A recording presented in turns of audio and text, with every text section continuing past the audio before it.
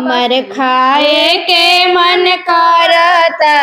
अचार राजा जी हो अचार राजा जी नहीं तो चुए लागी बबुआ के लार राजा जी हो लार राजा जी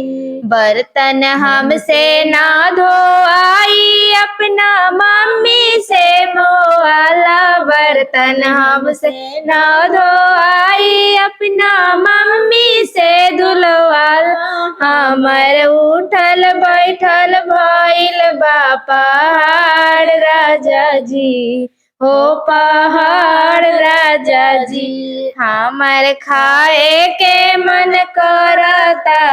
अचार राजा जी हो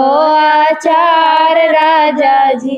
रोटिया हमसे ना बेलाई अपना भाभी से बेलवाला रोटिया हमसे ना बेलाई अपना भाभी से बेलवाला हमर उठल बैठल भइल बा पहाड़ राजा जी हो पहाड़ राजा जी हमर खाए के मन करता